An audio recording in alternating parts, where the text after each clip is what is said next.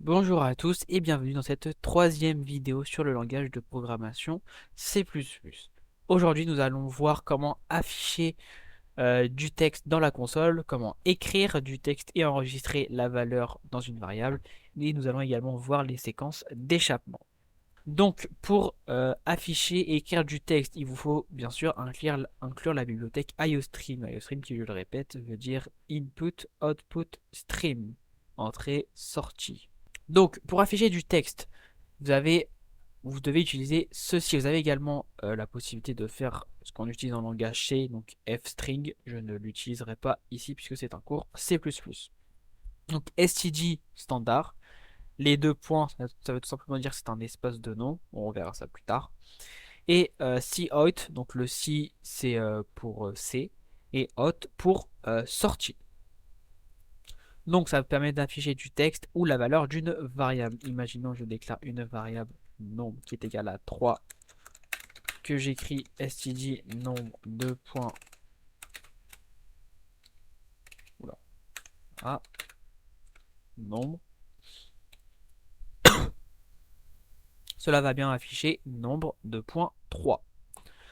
Les doubles chevrons ici, ou les doubles signes inférieurs si vous préférez, ça permet simplement d'insérer une chaîne de caractères.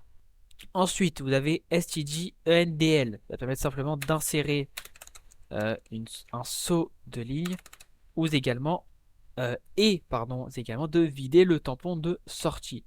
Donc si je fais ceci, vous n'allez pas le voir, mais vous voyez qu'ici, il y a un saut de ligne qui s'est créé.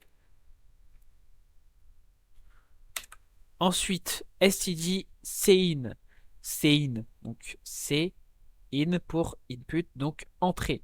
Donc je déclare simplement une variable de type string que je nomme name.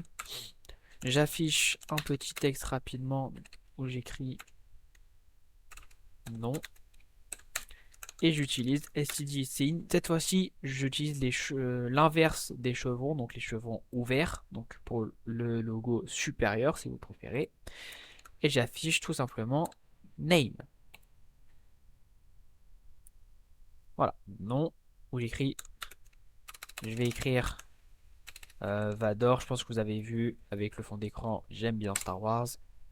Voilà, Vador. Et vous pouvez voir aussi que le saut de ligne a bien été effectué.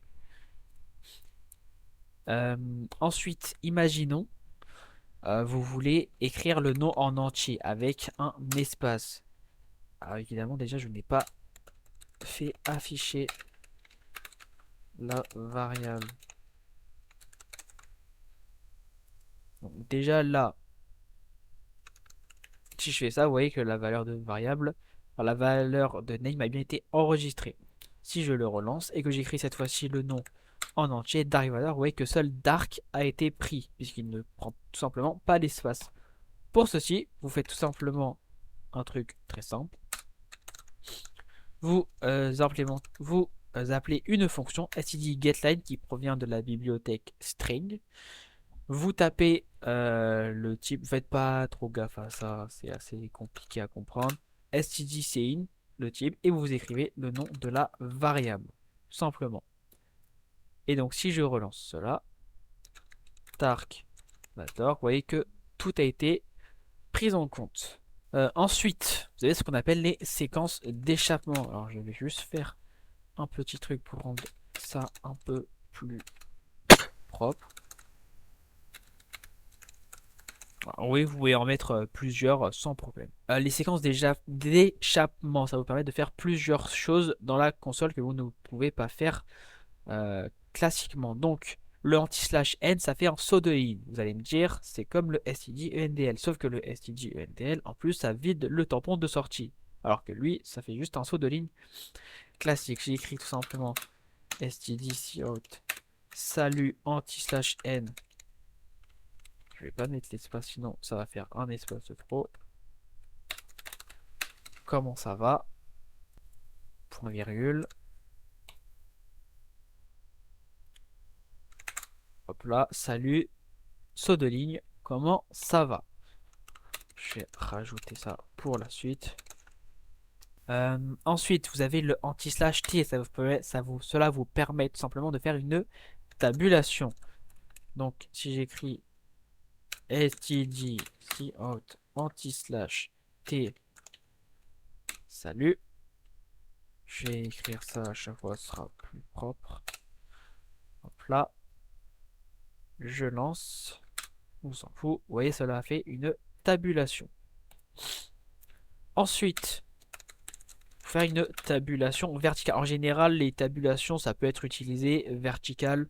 Honnêtement, je l'ai jamais vu. Voilà. Mais je préfère vous le dire. On écrit double salut. Voilà. Cela a fait une tabulation verticale. Bon, on va dire en réalité, ça a fait un Sunline. Pour vous dire à quel point Sunline n'est jamais utilisé. En vrai, je le comprends pas trop moi-même non plus. Mais bon, il est dit, vous le savez maintenant. Ensuite, pour afficher des caractères spéciaux entre guillemets, donc le anti-slash ou encore les guillemets, comme vous pouvez le voir, les guillemets sont utilisés pour mettre des chaînes de caractères et les anti-slash pour faire des séquences d'échappement. Pour les afficher, c'est tout simple. Vous allez simplement faire un anti-slash et remettre un anti-slash juste derrière. Et ensuite, par exemple, si vous voulez afficher des guillemets, vous faites un anti-slash, des guillemets. Si vous voulez afficher une apostrophe, anti-slash, apostrophe. Tout simplement. Point virgule. Tout simplement. Hop. Et voilà. Anti-slash, guillemets et apostrophe. Donc, comme d'habitude, vous pouvez retrouver le code sur GitHub. Je mettrai le lien dans la description. Dans la prochaine vidéo, nous verrons les... Je peux cocher celle-ci. Nous verrons les opérateurs, également les opérateurs sur les chaînes de caractères. Je vous remercie d'être resté jusque-là et je vous dis à la prochaine vidéo.